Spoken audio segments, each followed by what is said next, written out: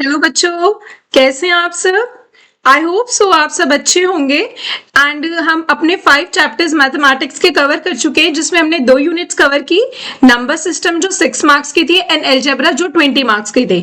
Algebra वाली unit में हमारे 4 चैप्टर्स थे, नंबर सिस्टम में हमारा 1 चैप्टर था। ऑलराइट, तो 20 मार्क्स हमने ऑलरेडी कवर कर चुके हैं 80 मार्क्स में से। अब जो हम अपना नया चैप्टर स्टार्ट करने वाले हैं दैट इज ट्राइंगल्स। और ये बच्चों जो यूनिट में आता है this is unit 4। Unit 4 is geometry, और ज्योमेट्री के अंदर आपके 2 चैप्टर्स आते हैं। Let's start doing it. So हमारे पास ये जो चैप्टर है ट्राइंगल्स, ये ज्योमेट्री यूनिट का चैप्टर है और ये है हमारी यूनिट 4। ऑलराइट, तो ज्योमेट्री के अंदर आपके 2 चैप्टर्स आएंगे। एक तो आएगा आपका ट्राइंगल्स और दूसरा जो चैप्टर्स आएगा वो आएगा आपका सर्कल्स। तो अब ये दोनों मिला के 15 मार्क्स की वेटेज है। एंड सर्कल काफी छोटा चैप्टर है और इसके अंदर बहुत सारे क्वेश्चंस नहीं बनते हैं। तो अगर हम 15 मार्क्स को 2 पार्ट्स में स्प्लिट भी करें तो आप ये लगा लो कि ये 8 to 9 मार्क्स तक जा सकता है आपका ट्राइंगल्स, और बचे हुए जो मार्क्स होंगे 7 to 6 मार्क्स तक का आपका सर्कल्स कवर होगा। ठीक है, जबकि सर्कल्स में ज्यादा कुछ है नहीं, बहुत ही कम क्वेश्चंस और छोटा चैप्टर है। इंपॉर्टेंट ये भी है, मतलब कम करके आपको इसमें भी अच्छे मार्क्स मिलेंगे, लेकिन triangles is a very important chapter. अगर हम इसकी वेटेज देखें तो 8 to 9 मार्क्स तक की इसकी वेटेज है एग्जाम पॉइंट ऑफ व्यू से। ऑलराइट, और इसमें आपको मैं बता दूं ये जो चैप्टर है प्रूविंग बेस्ड है। ठीक है, तो प्रूविंग क्वेश्चन से मैथमेटिक्स में वैसे बच्चों को बहुत फियर होता है, ज्योमेट्री सुन के ही हेजिटेशन से हो जाती है कि भाई किस तरीके से क्वेश्चंस होंगे, कैसे करेंगे, समझ आएगा कि नहीं आएगा। So you all don't need to worry about it, because अब हम यही सारी चीजों को इस चैप्टर के अंदर रिजॉल्व करेंगे। आपको किसी भी पॉइंट ऑफ व्यू से हेजिटेट होने की जरूरत नहीं है। हम टॉपिक वाइज चीजों को कवर करेंगे, जो हम अभी तक पैटर्न फॉलो करते हुए आए हैं, do as many questions as possible. वही क्राइटेरिया हम इस चैप्टर में भी फॉलो करेंगे, क्योंकि हम ज्यादा से ज्यादा क्वेश्चंस प्रैक्टिस करेंगे। तो आपका जो फियर है ना कि प्रूविंग क्वेश्चंस हमसे नहीं बन पाएंगे या ज्योमेट्री यूनिट है ये, तो वो सारे के सारे दूर हो जाएंगे। ऑलराइट, तो अब हम इस चैप्टर को स्टार्ट करते हैं। बिफोर स्टार्टिंग मैं आपको थोड़ा सा इसको ओवरव्यू देती हूँ। ट्राइंगल्स को तो हमें पता है, इट्स बेसिकली हमें इसके अंदर ट्राइंगल्स के बारे में पढ़ना है, लेकिन अगर हम ट्राइंगल्स के बारे में क्या पढ़ेंगे, उसकी प्रॉपर्टीज पढ़ेंगे, क्या पढ़ना है बेसिकली। अब हम यहाँ पर जो बात करेंगे वो बात करेंगे सिमिलैरिटी ऑफ ट्राइंगल्स की। अभी तक हम ट्राइंगल्स को इक्वल प्रूफ करते थे, कॉन्ग्रुएंट करते थे। यहाँ पर हम एक नया कंसेप्ट सीखेंगे, सिमिलैरिटी ऑफ ट्राइंगल्स। कहने को तो सिमिलर पॉलीगन्स भी होते हैं, लेकिन इसके अंदर हम जो बेसिक एम्फसाइज करेंगे वो करेंगे ट्राइंगल्स पे। ठीक है, तो बेसिकली आपको एक ओवरव्यू तो पता चल गया होगा, एक आउटलाइन कि इसमें हम ट्राइंगल्स की सिमिलैरिटी की बात करने वाले हैं। ठीक है, इसी के प्रूविंग क्वेश्चंस करेंगे। काफी सारी चीजें इसमें से डिलीट हो चुकी है सिलेबस के अंदर से, वो प्रीवियस 3-4 ईयर्स से डिलीट हो गई थी। तो अब जो हमारे पास चीजें बची हैं वो कम बची हैं। तो अब आपके लिए चीजें डिफिकल्ट नहीं है, क्योंकि पहले इस चैप्टर के अंदर काफी सारी चीजें इंक्लूडेड होती थी, like Pythagoras theorem and all, उनका प्रूफ, और इसके अंदर थ्योरम्स के भी प्रूफ काफी ज्यादा थे। लेकिन अब बहुत लिमिटेड हो गया है। जैसे कि पहले जो हम इस चैप्टर में कॉन्सेप्ट यूज करेंगे सिमिलैरिटी ऑफ ट्राइंगल्स, उसमें एक बहुत ही इंपॉर्टेंट थ्योरम है, दैट इज थेल्स थ्योरम, जिसको हम शॉर्ट में बोलते हैं BPT, basic proportionality theorem. I hope so that you have heard about this term, or if you don't need to worry, we will discuss it. तो BPT theorem, अब BPT theorem का proof बहुत important है। ये आपका 3 to 5 marks तक का जा सकता है एग्जाम में, that depends upon the examiner. वो 3 मार्क्स में भी डाल सकते हैं इसको, 5 मार्क्स में भी डाल सकते हैं।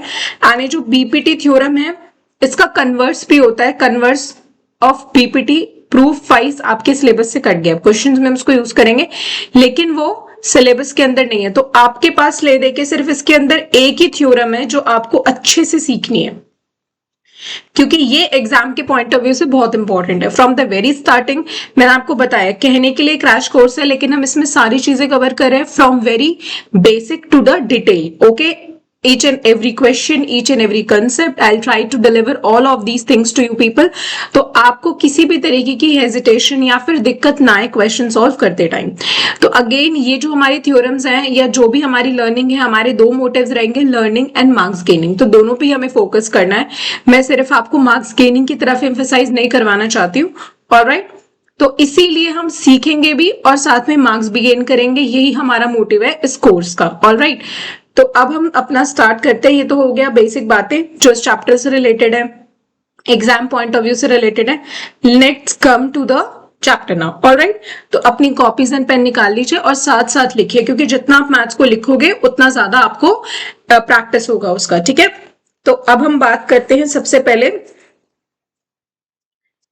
Just a minute. ऑलराइट, तो अगर हमने अभी मैंने आपको बताया कि इसके अंदर हमें एक चीज पढ़नी है, दैट इज सिमिलैरिटी। तो हम पहले बहुत ही एक बेसिक कंसेप्ट से स्टार्ट करते हैं, सिमिलैरिटी वर्सेस कॉन्ग्रुएंसी। ओके, ठीक है, तो हम इन दो टर्म्स की बात करते हैं। कॉन्ग्रुएंट हम ऑलरेडी कर चुके हैं 9th क्लास के अंदर, चैप्टर्स जो था ट्राइंगल्स उसके अंदर कॉन्ग्रुएंसी ही की थी। ठीक है, तो सिमिलैरिटी एंड कॉन्ग्रुएंसी में क्या डिफरेंस है? If we talk about these two terms, तो कॉन्ग्रुएंसी सुन के आपके दिमाग में क्या आता है? 9th क्लास का chapter.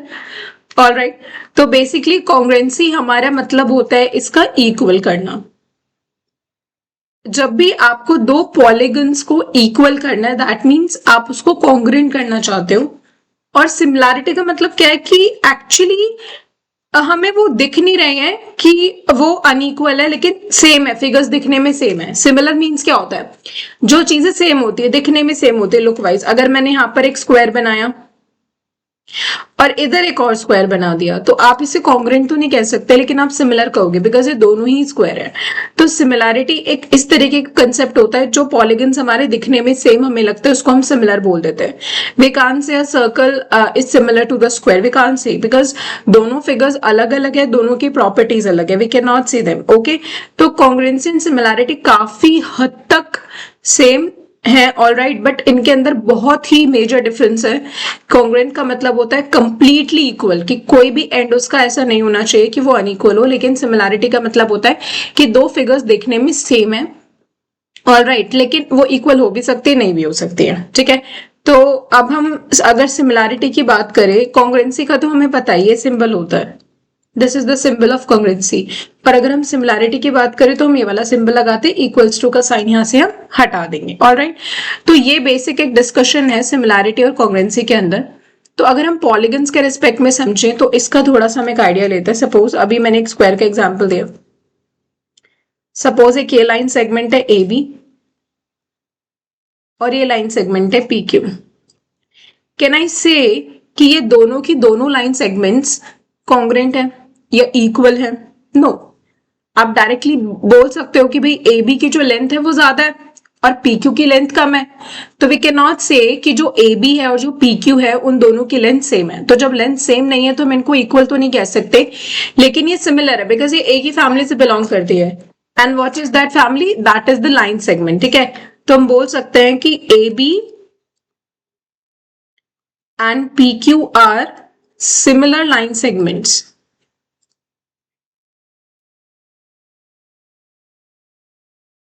but not equal in length. All right, और जब ये लेंथ में इक्वल नहीं है, therefore AB and PQ are not congruent. All right. So AB and PQ are similar but are not congruent. ठीक है, because they are not equal in length. So this is the concept. Okay, तो हम एक और example लेते हैं to make the things more clear. Suppose I have taken this circle. Oh, sorry, this is not a circle. And let me insert the shape. Okay.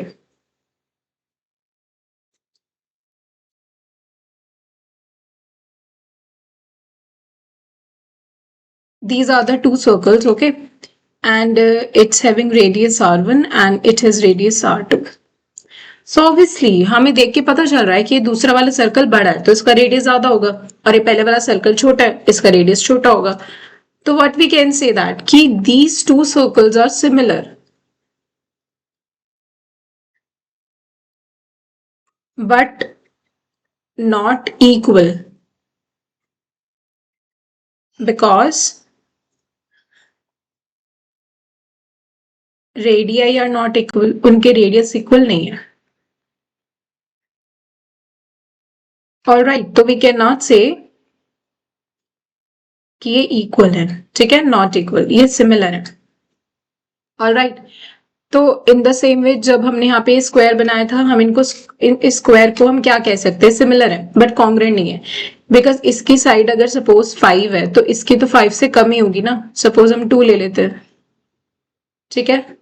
So the sides of these two squares are not same, so that's why these squares are not congruent but they're similar, okay, because they have similar shape.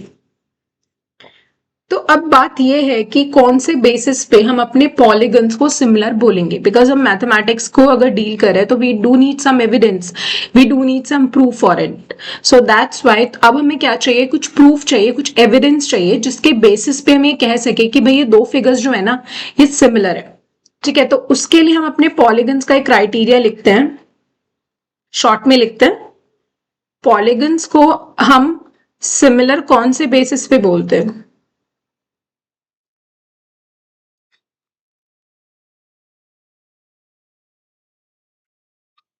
इसके लिए जो पहला point हम देखते हैं वो देखते हैं उनके एंगल्स का, एंगल शुड बी इक्वल, तो हम यहाँ पे लिख सकते हैं their corresponding angle should be equal. Corresponding ये एफ वाला नहीं है जो हमने पैरेलल लाइंस में पढ़ा होगा, वो नहीं है ये, ठीक है। So corresponding angles are equal, will discuss कौन से कॉरेस्पॉन्डिंग एंगल्स, ओके। एंड दूसरा क्राइटेरिया होता है sides should be proportional.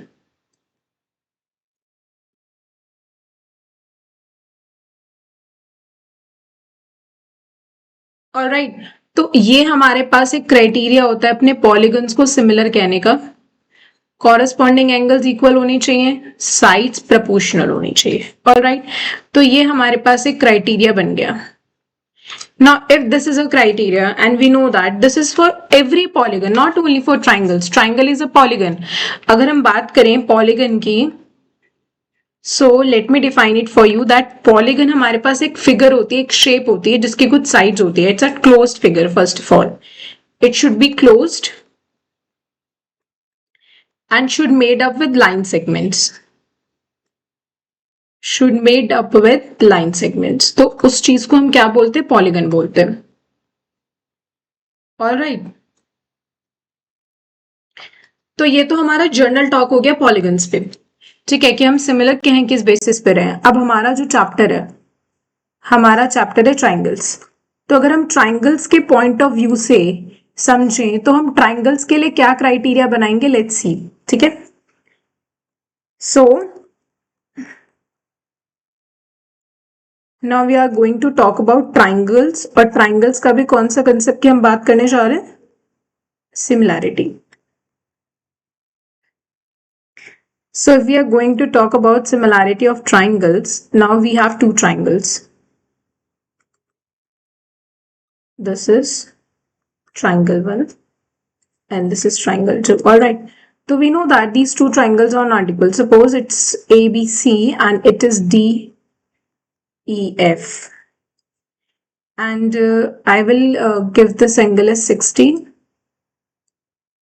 It is 30. And इसको 40 कर लेते हैं. This is 40 and this is 80. Now this is 80, this is 60 and this is 40. All right. So now if I want to say about, I want to comment about the similarity of these triangles, ठीक है। तो angles हमें same दिख रहे हैं।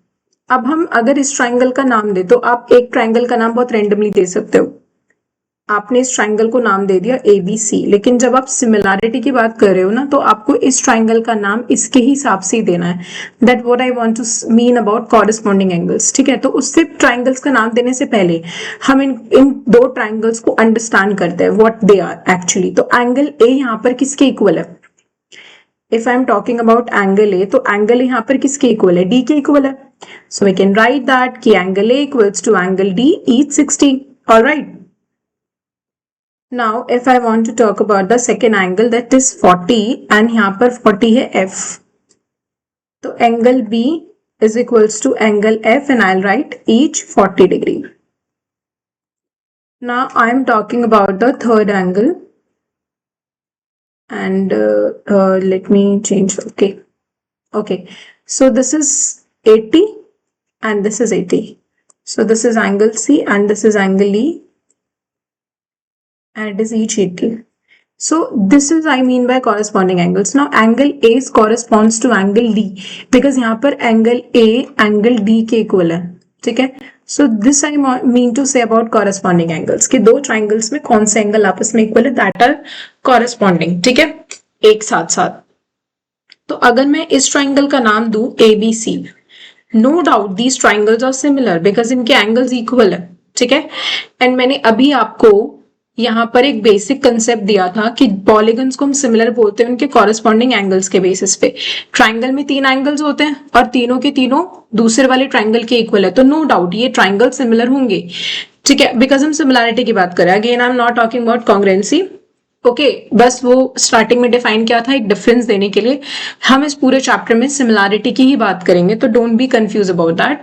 तो similarity का हमने साइन लगा दिया, ठीक है. अब सिंबल ये हमने लगा दिया. अब दूसरे वाले ट्राइंगल का नाम मैं अपनी मर्जी से नहीं दे सकती बिकॉज हमें इस ट्राइंगल के कॉरेस्पॉन्डिंग नाम ही देना होगा. अब यहाँ पर अगर हम बात करें एंगल ए की, तो एंगल ए किसके इक्वल है, डी. तो आपको पहले डी लिखना पड़ेगा. यहाँ पर अगर ए पहले लिखा है तो दूसरे वाले ट्राइंगल का जो इक्वल एंगल है ए के साथ उसको पहले लिखना पड़ेगा. अब यहाँ पर दूसरे नंबर पे आपने बी लिखा है और बी एफ के इक्वल है, तो यहाँ पर दूसरे नंबर पे आपको एफ लिखना पड़ेगा. और इधर तीसरे नंबर पे सी लिखा है और इधर आएगा फिर ई, ठीक है.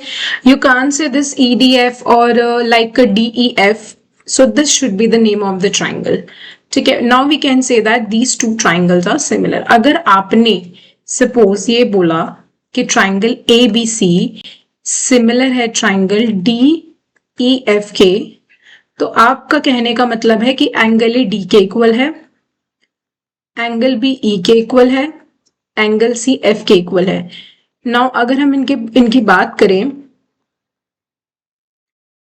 तो एंगल ए डी के इक्वल है, no doubt this is true.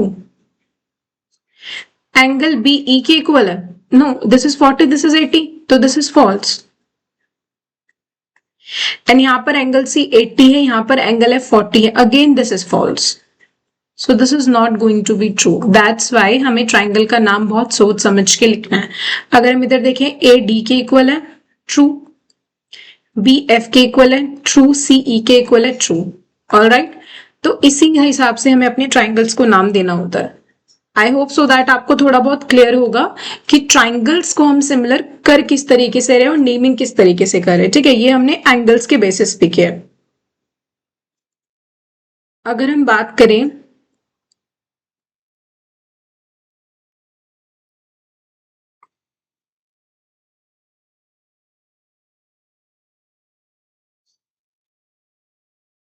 इस ट्राइंगल को हम नाम दे देते हैं पी क्यू आर और इसको हम नाम दे देते हैं एम एन ओ. अब हम साइड्स की बात करते हैं. Suppose this is my side 2 and this is 2.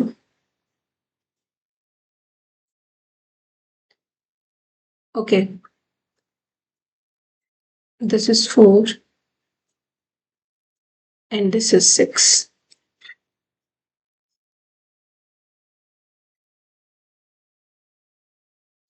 This is 4, this is 8 and this is 12.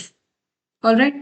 सो हमने इस तरीके से अपने दो ट्राइंगल्स के, अब के बार हम साइड्स के बेसिस पे देखते हैं कि ट्राइंगल्स को सिमिलर करते किस तरीके से. तो अब जो है यहाँ पर हमने अपने पॉलीगन्स का दूसरा क्राइटेरिया लिखा था कि साइड शुड बी प्रोपोर्शनल. तो अब एंगल्स पे तो हम कमेंट नहीं कर सकते बिकॉज एंगल की कोई इन्फॉर्मेशन नहीं है हमारे पास, लेकिन हम साइड्स पर कमेंट करेंगे. अब साइड्स पर किस तरीके से करेंगे, we have these two triangles. तो अब हम इन दोनों ट्राइंगल्स को अगर देखें तो यहाँ पर ये जो ट्राइंगल है पी क्यू आर और इधर है एम एन ओ. तो अगर हम साइड्स की बात करते हैं, let's talk about the sides. This is P Q, यहाँ पर 2 सेंटीमीटर्स है और इधर 2 अगर 2 तो इधर कुछ भी नहीं है, तो बस हमें ये पता चल रहा है कि अगर मैं 2/4 लूँ तो 1/2 हो जाएगा, 4/8 लूँ तो 1/2 हो जाएगा, 6/12 लूँ तो भी 1/2 हो जाएगा, ठीक है. तो रेशियो तो हमें प्रोपोर्शनल मिल रही है. तो अगर यहाँ पर हम पी क्यू की बात करें, this is 2 centimetres all right, अगर हम पी क्यू के नीचे एनओ ले लें, दिस एनओ,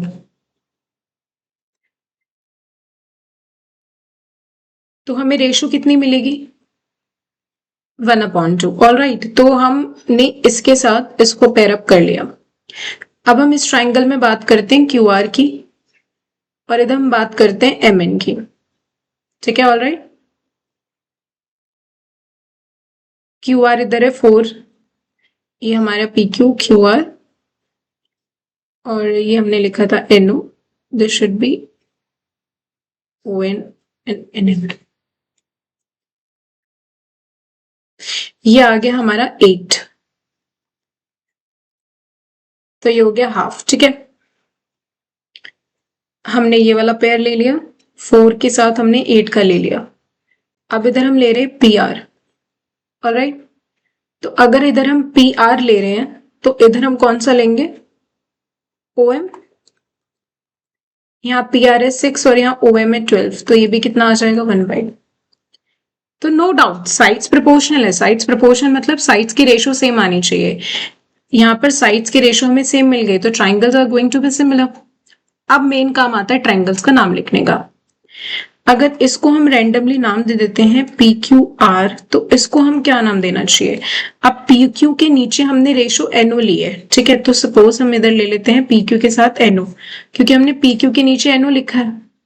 ठीक है, तो फिर इस ट्राइंगल में अगर एनओ हमने लिख दिया तो एम बचा, बट अभी एनओ होगा या ओ एन उसका भी फर्क पड़ेगा। तो अब हम साइड्स की रेशोज को लेके देखते हैं। अगर हम पी क्यू के साथ एनओ ले, ठीक है, क्यू आर के साथ ओ एम ले, last two Q R O M, better है फिट? नहीं, क्यू आर के साथ आना चाहिए था एन एम। तो इस ट्राइंगल का नाम क्या लेना पड़ेगा हमें? O N M. इस एनओ को हमें ओ एन लिखना पड़ेगा। अब दोबारा चेक करते हैं।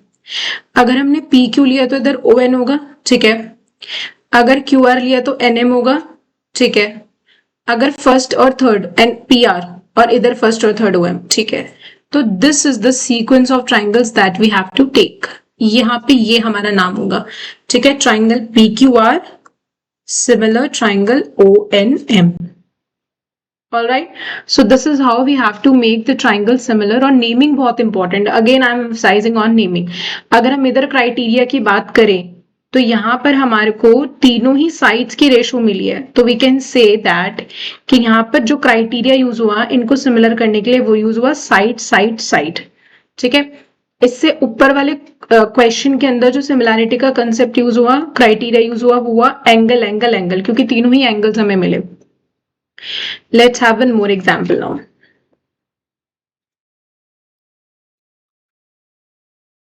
As we are talking about triangles, so we have to make so many triangles, okay? All right, तो इसको हम नाम दे देते हैं A B C और इसको नाम देते हैं P Q R. I'm taking this as 2 and this is 2. This is 60.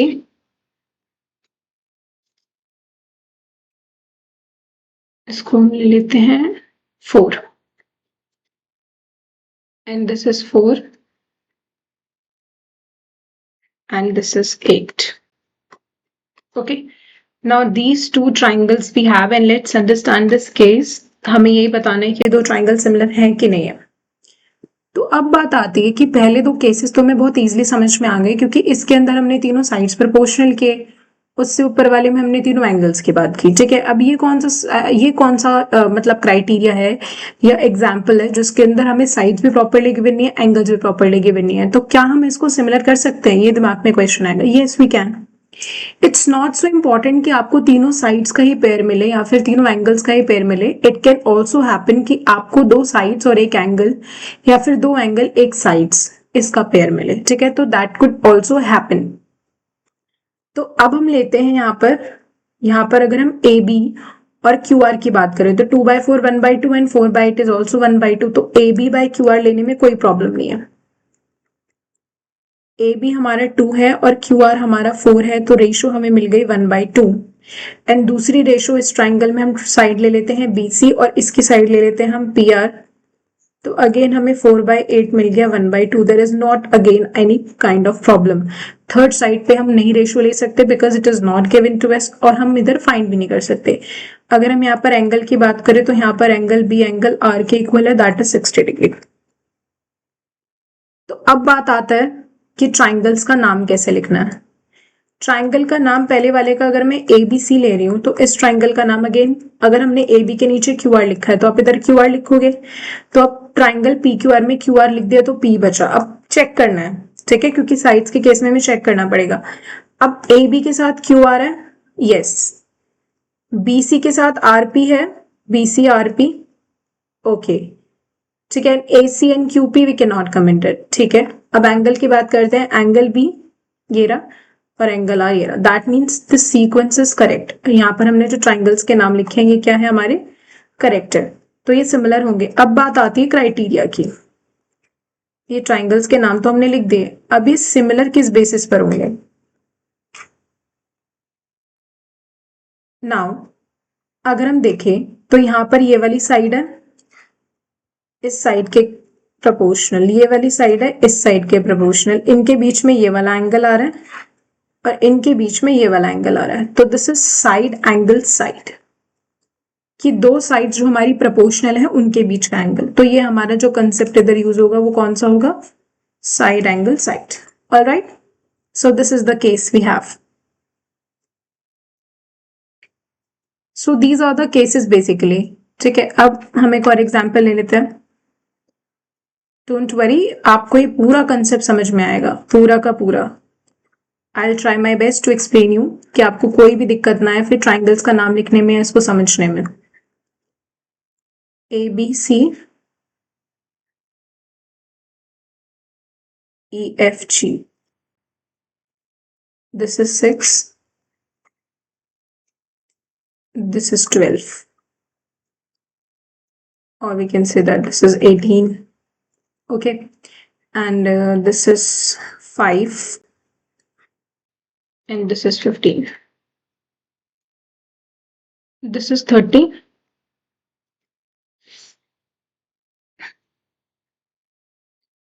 and this is 30, ठीक है. alright, so let's see कि whether these two triangles are similar or not. तो अगर हम ट्राइंगल ए बी में बात करें तो यहाँ पे जो साइड्स है ए बी, इसके साथ हम ईजी ले सकते हैं. तो 6/18 इज 1/3. ए सी के साथ हम एफ जी ले लेते हैं. दो साइड्स थी, दोनों ही प्रोपोर्शनल आ गई हैं. तीसरी साइड की इंफॉर्मेशन हमें गिवन नहीं है तो we can not say anything about it.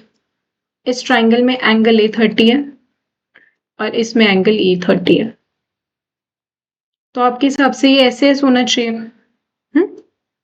But again let's see.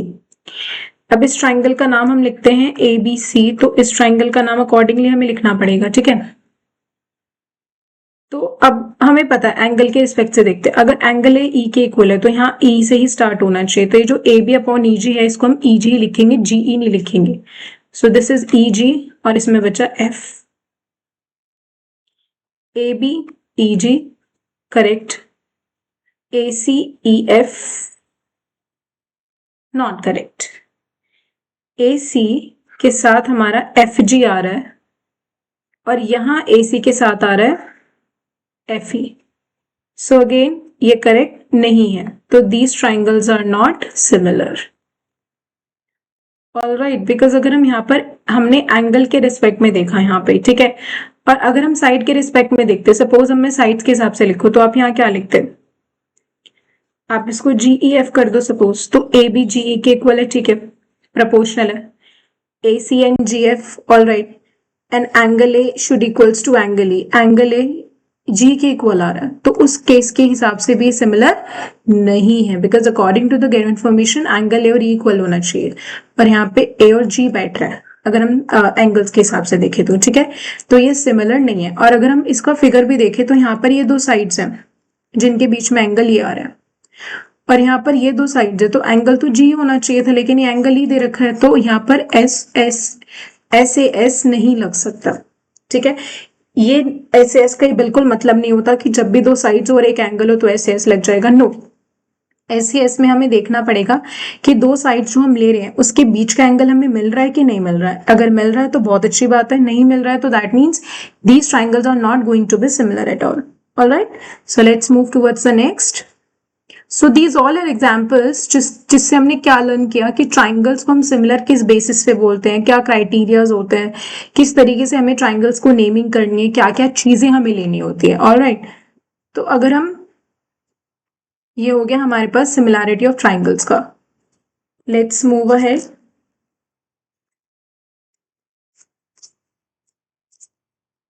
So let's write something important. So two triangles are said to be similar if their first part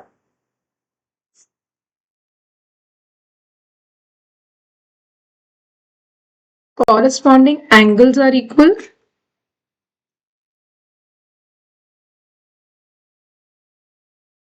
and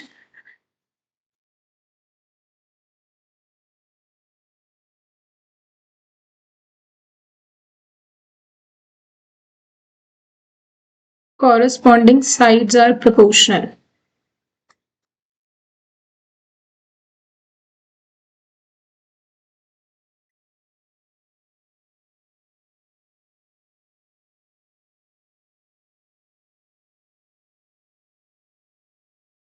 Alright, so this is the note we have. तो अब हम देख लेते हैं, कुछ result लिख लेते हैं बेटर अंडरस्टैंडिंग के लिए।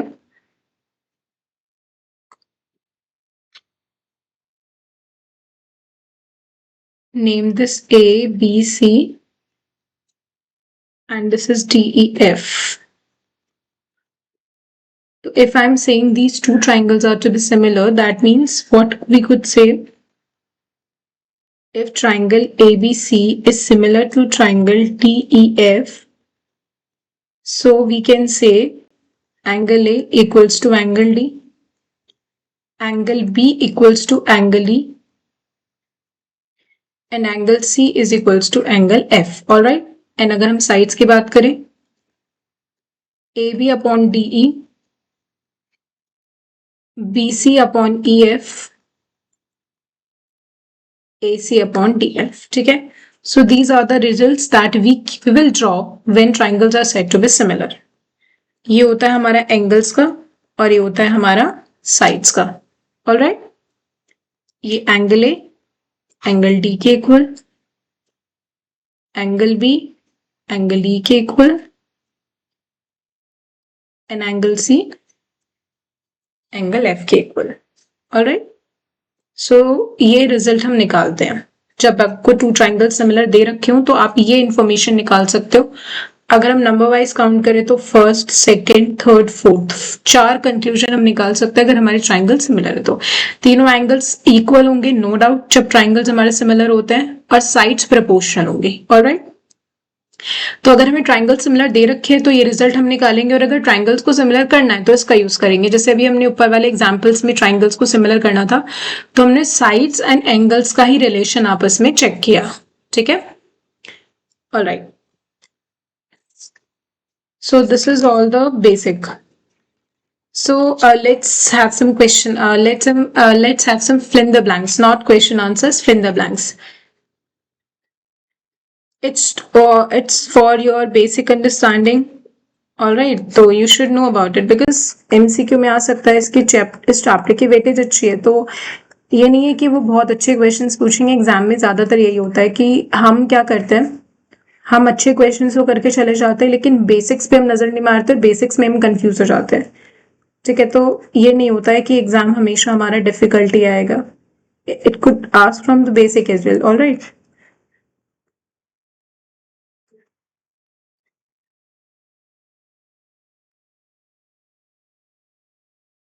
आप आंसर सोचो इतने जब तक मैं लिख रही हूँ।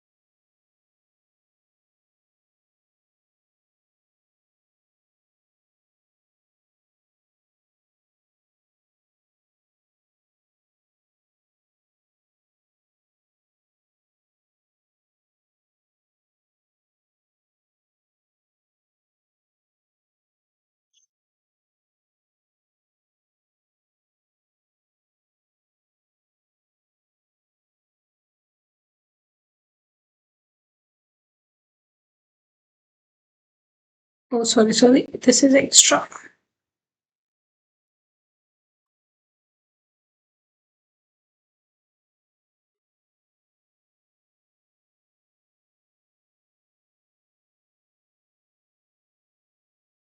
All right. So these are some fill in the blanks only for journal understanding. ठीक है कि जो भी अभी हमने कंसेप्ट सीखा वो कितना क्लियर है आपको. ठीक है, तो let's start doing it. I hope so that आपने आंसर सोच लिए होंगे इसके. All circles are dash congruent or similar. So congruent हम सर्कल्स को तब बोलेंगे जब उनके रेडियस इक्वल है. ठीक है, तो अब सारे सर्कल्स के रेडियस इक्वल हो, this could not possible. So we can say that all triangles are similar. So this is the answer. That's great. I highly appreciate that. आपका आंसर ठीक है. All right. So all squares are similar or congruent. Yeah, again similar. Because we cannot say that कि हर एक square की side equal होगी. Two triangles are similar if their corresponding sides are equal या फिर proportional. दो triangle similar कब होते हैं? जब उनकी कॉरेस्पॉन्डिंग साइड्स इक्वल होती है, प्रोपोर्शनल होती है. प्रोपोर्शनल होती है, यस, उनकी रेशो इक्वल आनी चाहिए. तो इस वाले ब्लैंक में आ जाएगा proportional. And corresponding angles equal. Good, that's great. Now the next is all dash triangles are similar. तो कौन से टाइप के ट्राइंगल सिमिलर होते हैं? अगर हम आइसोसेलेस ट्राइंगल की बात करें तो यहाँ पर सिर्फ दो ही साइड्स हमें इक्वल मिलती हैं. ठीक है, प्रोपोर्शन, क्योंकि आइसोसेलेस ट्राइंगल में दो साइड्स इक्वल होती है. लेकिन अगर हम ट्राइंगल्स को सिमिलर करना चाहते हैं तो तीनों साइड्स का पेयर प्रोपोर्शनल होना चाहिए, सिर्फ दो साइड्स का नहीं. और इक्विलेटरल ट्राइंगल में तीनों साइड्स इक्वल होती है, मतलब प्रोपोर्शनल इक्विलेटरल ट्राइंगल आएगा, ना कि isosceles. So we can say that all equilateral triangles are similar. Alright. So these all are the questions for your basic understanding, जो आपके एमसीक्यू में आ सकते हैं, assertion reasoning में आ सकते हैं. ठीक है, ओके. अब मैं आपको सबसे इंपॉर्टेंट थ्योरम अपनी हम डिस्कस करते हैं, जिसकी स्टार्टिंग में मैंने आपको अब चैप्टर की स्टार्टिंग में बताया था. क्या था थ्योरम जिसको मैंने आपको चैप्टर की स्टार्टिंग में बताया था? This is BPT, basic proportionality theorem, which is very important for exam point of view. Okay, so आपको सैड नहीं होना है, आपको हैप्पी होना है, बिकॉज ये थ्योरम हमें पता है कि इसके बहुत हाई चांसेस है एग्जाम में आने के. तो we will prepare our best to get the marks. And again I am saying ये एग्जाम में 3 या फिर 5 मार्क्स तक के आ सकते हैं. तो जो हमारे 8 to 9 मार्क्स हैं उसमें से 3 या 5 मार्क्स तो हमें इसी में से मिल जाएंगे. ठीक है, तो आपको ट्राइंगल से घबराने की जरूरत नहीं है. Alright, so let's start with our theorem.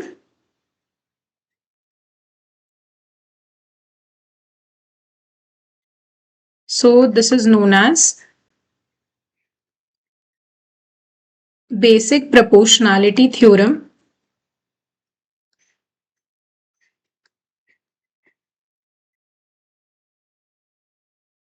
और इसका दूसरा नाम होता है थेल्स थ्योरम. ओके, सो सबसे पहले हम इसकी स्टेटमेंट लिखते हैं, क्योंकि एग्जाम में लिखा आता है बहुत बार कि स्टेट एंड प्रूफ. तो स्टेट का मतलब होता है आपको स्टेटमेंट भी लिखनी है. If a line is drawn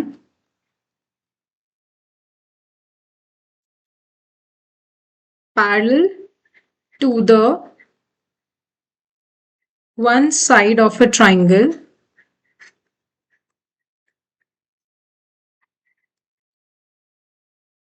intersecting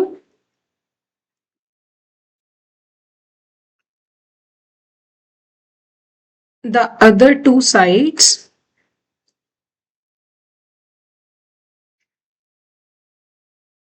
then it divides the two sides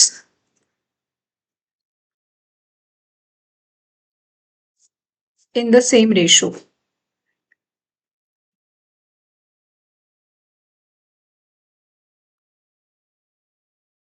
तो ये हमारी स्टेटमेंट है थेल्स थ्योरम की, या फिर बीपीटी जिसको हम शॉर्ट में बोलते हैं बीपीटी. Alright, very important. तो ये तो हमारी स्टेटमेंट हो गई। Now we are going to draw the diagram, क्योंकि हमें इसको प्रूव करना है। So let's draw it.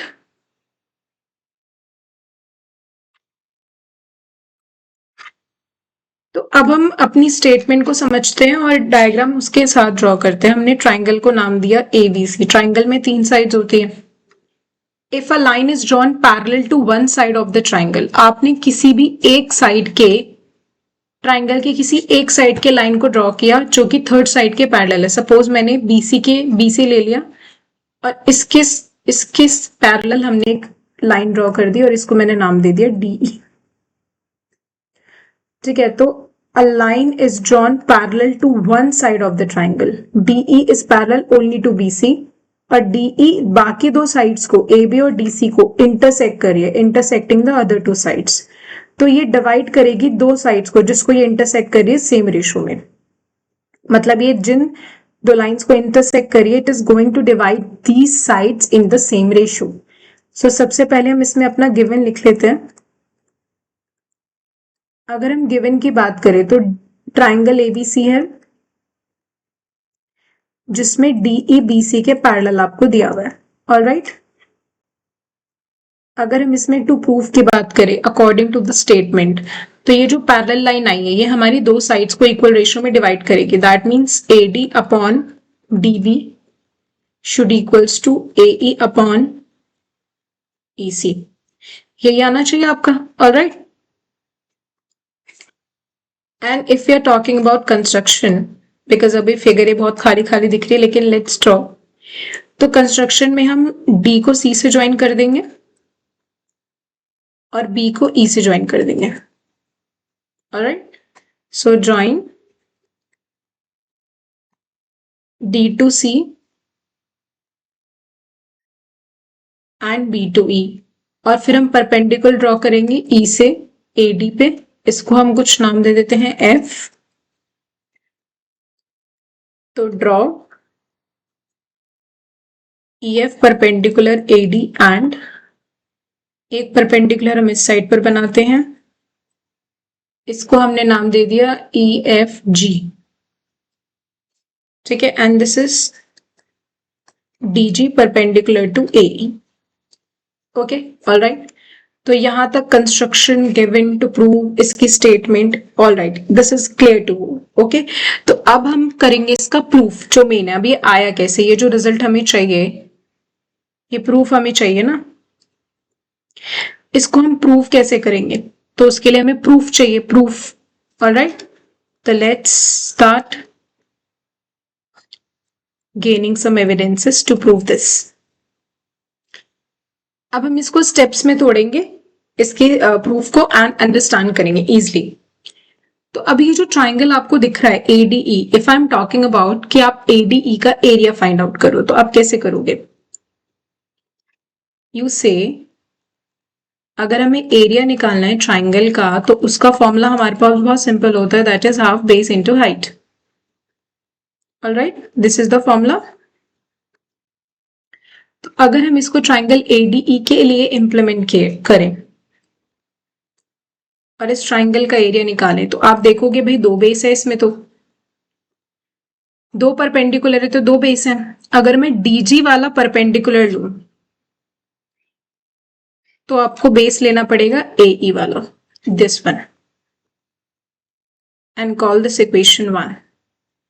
In the same way अगर किसी ने बोला कि भाई मुझे इस ट्राइंगल का एरिया निकालना है, बट अब मैं ई एफ को ऑल्टीट्यूड या परपेंडिकुलर या फिर हाइट कंसीडर हम कर रहे हैं, तो इसके कॉरेस्पॉन्डिंग हम बेस ले लेंगे एडी।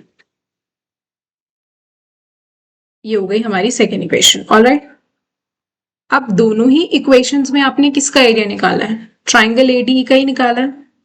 तो वी कैन से दैट जो इक्वेशन 1 है वो इक्वेशन 2 के इक्वल होगी। तो दोनों को ही इक्वेट कर देते हैं।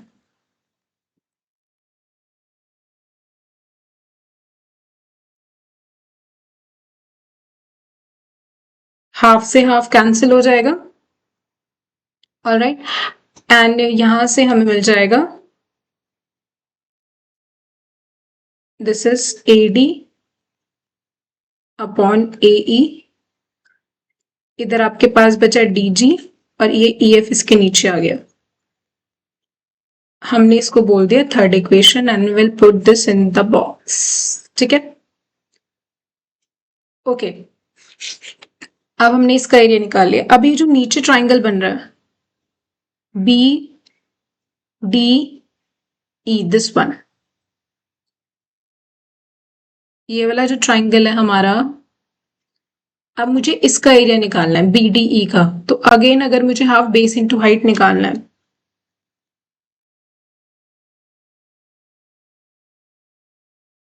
तो लेट्स सी हम इसमें बेस और हाइट क्या लेंगे। तो अगर ये BDE में अगर मैं हाइट देखूं तो इसका जो हाइट है ये EF ही हम लेंगे। ठीक है, ट्राइंगल के बाहर इधर हाइट बन रही है EF, तो बेस हमें इसके साइड वाला ही लेना पड़ेगा। मतलब बेस हम लेंगे BD और हाइट लेंगे EF। ऑलराइट, BDEF, इसको हमने नाम दे दिया फोर्थ इक्वेशन। अब आप बोलोगे कि भाई ये वाला जो ट्राइंगल है इसकी साइड वाला, इसकी क्या गलती है, इसका भी तो एरिया निकालो। तो ठीक है भाई, निकाल लेते हैं इसका भी एरिया। इसका एरिया है CED, इस ट्राइंगल का नाम है CED, तो एरिया निकालेंगे CED का।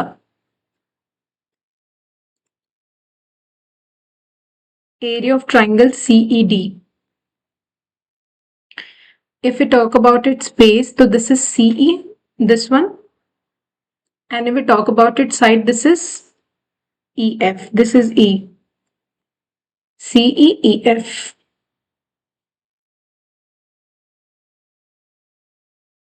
Oh, just a second. EF, oh sorry, DG, because अगर हमें इसके कॉरेस्पॉन्डिंग चाहिए तो इसके कॉरेस्पॉन्डिंग हम ये वाला एल्टीट्यूड लेंगे, ये वाला DG। ऑलराइट,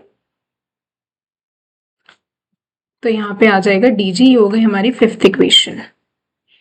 अब एक थ्योरम होती है हमारे पास, एंड थ्योरम ये होती है कि अगर हमारे पास एक ही बेस पर, एक ही लाइन सेगमेंट पे या एक ही प्लेन पे दो ट्राइंगल्स बन रहे हो एक ही बेस पर, तो उन दोनों ट्राइंगल्स का एरिया इक्वल होता है। और कंडीशन ये है कि एक तो सेम बेस होना चाहिए और लाइन पैरेलल होना चाहिए। तो अगर हम इसको ध्यान से ऑब्जर्व करें, this portion,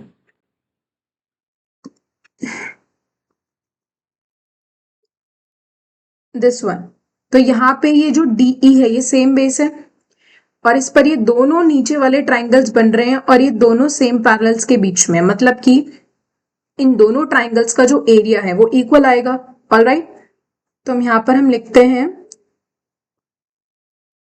area of triangle BDE is going to equal area of triangle CED। Reason क्या होगा, triangles are on same base, और उस सेम बेस का नाम क्या है DE, and between same parallel, ये थ्योरम होती है हमारी एक। और सेम पैरेलल कौन से लिए हमने, DE एंड BC, इसको हम नाम दे देते हैं सिक्स्थ इक्वेशन। अगर हम देखें तो इस हिसाब से तो फोर्थ और फिफ्थ इक्वेशन भी इक्वल होगा, क्योंकि एरिया सेम है ना। तो हम फोर्थ और फिफ्थ इक्वेशन को अगर इक्वेट करते हैं तो इधर आ जाएगा half multiply BD multiply EF is equals to half multiply CE multiply DG। Alright, तो half and half will cancel out, BD के साथ हम ले लेते हैं, BD हमारी ये वाली साइड है CE, and this is DG upon EF। तो इससे पहले वाली जो इक्वेशन आई थी उसमें DG अपॉन EF आ रहा था, हाँ इसमें भी आ रहा है, और इसको हम नाम देते हैं seventh equation. DG upon EF एक और हमारे इसके अंदर थर्ड इक्वेशन में भी आ रहा था, DG अपॉन EF। तो हम थर्ड इक्वेशन को और सेवेंथ इक्वेशन को इक्वेट कर देंगे फ्रॉम इक्वेशन 3 and 7। उसमें भी DG EF है, इसमें भी DG EF है। उसमें DG EF इक्वल है AD अपॉन AE के, और इसमें किसके इक्वल है, BD अपॉन CE के, तो काफी हद तक हमें अपना प्रूफ मिल गया है। सिर्फ हमें क्या करना है, इस BD को उठा के AD के नीचे लाना है और इस AE को उठा के इधर लेके आना है। Now let's check, have it prove it correct or not. This is BD. Alright. So AD upon BD हमें चाहिए था, या this, and AE upon AC. This upon this is equals to this upon this. ठीक है, तो geometry बिना figure के समझ में नहीं आएगी. That's why I have made this figure. So मतलब इसमें बहुत सारा कुछ कर दिया, लेकिन I hope so that आपको फिगर की क्लैरिटी होगी कि जो भी स्टेप हमने किया है उसको हमने किया क्यों है. The reason behind why is very important, कि क्यों वो स्टेप किया है, दैट्स मोर इम्पॉर्टेंट. तो हमारा ये रिजल्ट आ गया कि हमारी साइड्स की जो रेशो है वो क्या हो गई, इक्वल हो गई. All right, so this result we get, this is the proof जो हमें चाहिए था. थेल्स थ्योरम का प्रूफ है ये. ऑल राइट, तो बढ़िया है, हमने इसको प्रूफ कर दिया. लास्ट में हम लिख सकते हैं हेंस प्रूव्ड. ठीक है, अगर यही सेम ट्राइंगल की हम बात करें, अच्छा एक बार हम इसको क्विकली रिवाइज कर लेते हैं, फिर मैं इसमें आपको एक और चीज बताती हूँ. If we quickly recap this theorem, तो हमने क्या पढ़ा, हम बेसिक प्रोपोर्शनैलिटी थ्योरम के बारे में पढ़ रहे हैं. बेसिक प्रोपोर्शनैलिटी थ्योरम बोले तो पीपीटी और थेल्स थ्योरम. ठीक है, इसकी स्टेटमेंट क्या है कि अगर हमने एक ट्राइंगल के अंदर एक साइड के पैरेलल एक लाइन ड्रॉ की और वो लाइन बाकी की दो साइड्स को इंटरसेक्ट कर रही है, तो वो इंटरसेक्ट जो कर रही है, डिवाइड जो कर रही है दो साइड्स को, वो सेम रेशो में करेगी. तो उस हिसाब से ये रिजल्ट आना चाहिए था, और सिर्फ हमें ट्राइंगल में एक लाइन एक साइड के पैरेलल दी हुई है. तो यहाँ पर हमने कंस्ट्रक्शन किया, परपेंडिकुलर्स बनाए, ऊपर वाले ट्राइंगल का एरिया निकाला. दो तरीके से निकल सकता था क्योंकि इसमें दो हाइट्स बन रही है, तो दोनों तरीके से निकाल के इक्वेट कर दिया, वहां से हमें एक इक्वेशन मिली. ऑलराइट, उसके बाद जो नीचे दो ट्राइंगल्स बन रहे थे, इन दोनों का एरिया निकाला. फिर हमने यहाँ पर एक थ्योरम लगाई कि भाई ये ट्राइंगल्स तो सेम बेस पर बन रहे थे और सेम पैरेलल के बीच में बन रहे थे, तो इनका भी एरिया सेम होगा. इनका एरिया सेम रख के हमने एक इक्वेशन और डेवलप की. अब जो हमारी थर्ड इक्वेशन और ये वाली इक्वेशन बनी थी, उसमें dg अपॉन ef कॉमन आ रहा था. हमने दोनों को इक्वेट करा और दोनों को इक्वेट करके जो हमें चाहिए था उसका रिजल्ट आ गया. तो this is proved. All right, तो अगर हम इसके कन्वर्स की बात करें, if we talk about converse of BPT, तो कन्वर्स ऑफ बीपीटी का प्रूफ नहीं है, लेकिन ये क्वेश्चंस में यूज होगी, तो यू शुड नो अबाउट कि इसको हमें यूज कैसे करना है क्वेश्चन में. ऑल राइट, तो लेट्स सी, नाम दे देते हैं A B C and this is line DE. Converse of BPT में जो चीज हमें गिवन होती है, शॉर्ट में मैं बताती हूँ आपको. गिवन ये होता है कि साइड्स की रेशियो सेम है, AD अपॉन BD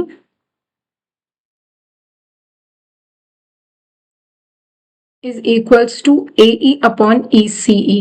जो हमने उधर प्रूफ किया था वो यहाँ पर गिवन होता है.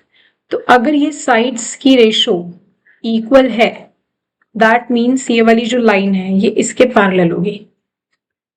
तो इसमें जो टू प्रूव हम करते हैं वो ये करते हैं कि DE जो है वो BC के पैरेलल है, and we will use it as a result if the sides की जो रेशियो है वो हमें क्या दी हुई हो, इक्वल दी हुई हो. तो this is converse of BPT. तो जब भी हम इसको यूज करेंगे हम डायरेक्टली लिख देंगे बाय कन्वर्स ऑफ बीपीटी. ठीक है, अगेन आई एम सेइंग इसका प्रूफ सिलेबस में नहीं है, बीपीटी का प्रूफ सिलेबस में है. ऑल राइट, तो मैं आपको एक रिजल्ट बताने वाली थी, let me tell you.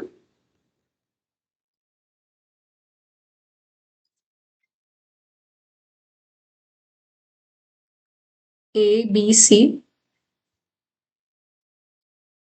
And ये हमारा जो है DE BC के पैरेलल है. तो लेट्स सपोज इसको एज अ थ्योरम कंसीडर कर लो. क्वेश्चन जो कंसीडर करना आप कर सकते हो. DE BC के पैरेलल दिया हुआ है और उसमें आपको प्रूफ करना है कि AD अपॉन BD, तो AD upon AB is equals to AE upon AC. All right, तो हम जो करेंगे बीपीटी का यूज ही करेंगे।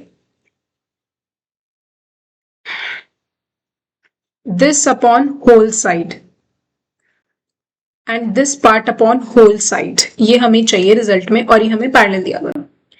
तो जब भी हमें ट्राइंगल दिया जाए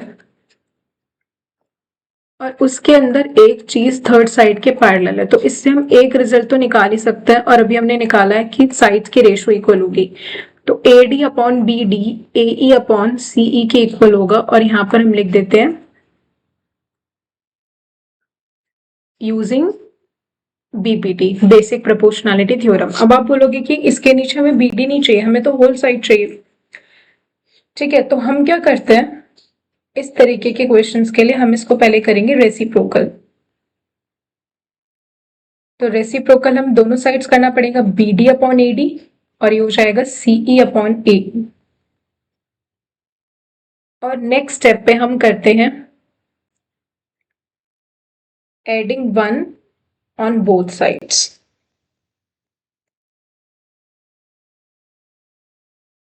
तो when we add 1 on both sides, what we'll get?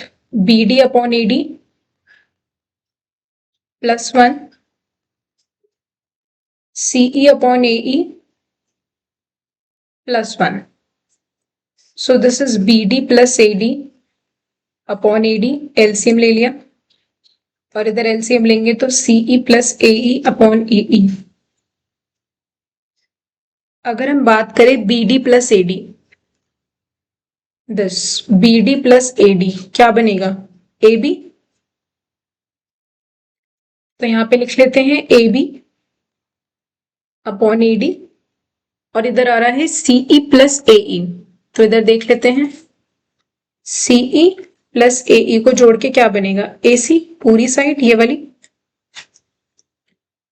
तो इधर हम लिख देते हैं AC। अब हमें तो इसका उल्टा चाहिए था, तो दोबारा से रेसिप्रोकल कर देते हैं, कोई दिक्कत नहीं है। तो ये आ जाएगा AD upon AB is equals to AE upon AC। Alright, यही चाहिए था हमें, AD upon AB equals to AE upon AC। तो ये रिजल्ट हो गया प्रूफ। तो इससे हमने क्या सीखा, ये क्वेश्चंस में भी आता है यूज करने के लिए। और बाकी इससे हमने ये 2 स्टेप सीखे कि जब भी इस तरीके से करना हो तो पहले हमें रेसिप्रोकल करना है, देन ऐड करना है 1 को दोनों साइड्स पर। ठीक है, मोस्ट ऑफ द क्वेश्चंस। तो अब इससे हमने ये सीखा कि बेसिक प्रोपोर्शनैलिटी थ्योरम में हम डायरेक्टली अगर क्वेश्चंस आते हैं तो हम शॉर्ट, वेरी शॉर्ट वाले, हम उसमें ये लिख सकते हैं छोटा वाला पार्ट अपॉन बड़ा वाला पार्ट, एंड दिस छोटा वाला सेगमेंट अपॉन बड़ा वाला सेगमेंट, दिस इज ऑल्सो।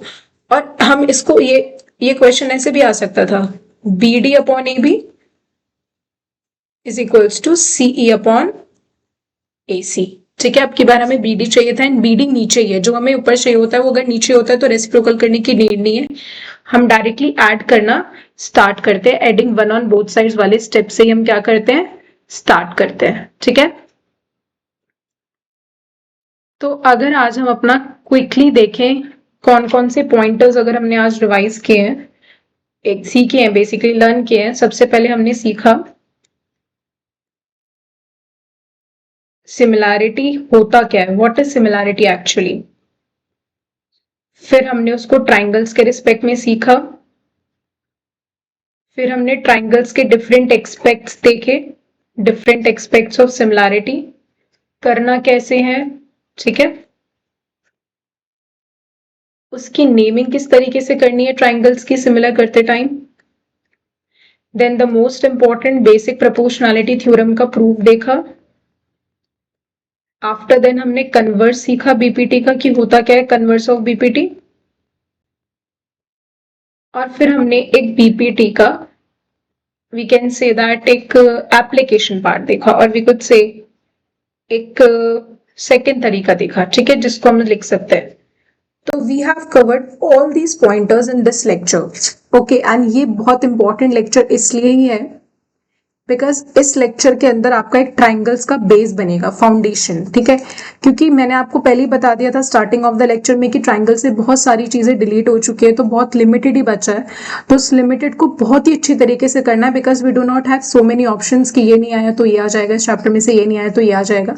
अब थ्योरम एक है, सारे रिजल्ट उसके इर्द गिर्द ही घूम रहे हैं, उसके आसपास ही घूम रहे हैं, तो एक फाउंडेशन जो है सिमिलैरिटी की उसको समझना बहुत इंपॉर्टेंट है। ऑलराइट, तो नेक्स्ट लेक्चर में जो हम कवर करेंगे वो हम करेंगे अपनी बीपीटी के क्वेश्चंस के। अब जो क्वेश्चंस आएंगे उसमें हमें बीपीटी किस तरीके से लगानी है, ये सारे हमारे बहुत ही सिंपल क्वेश्चंस थे, बट सिंपल के साथ साथ बहुत ज्यादा इंपॉर्टेंट थे। अगर ये लेक्चर आपको समझ में आ गया तो आई डोंट थिंक सो कि फ्रॉम नेक्स्ट लेक्चर आपको कोई भी प्रॉब्लम होने वाली है, क्योंकि सारे के सारे जो बेसिक कंसेप्ट है वो हमने इसी में सीख लिए, ताकि हम नेक्स्ट क्लासेस में भर भर के क्वेश्चंस कर सके और अच्छी तरह चीजों को एनालाइज कर सके, PYQs एंड अच्छे क्वेश्चंस हम कवर कर सके। Alright, so stay tune for the next lecture. Thank you.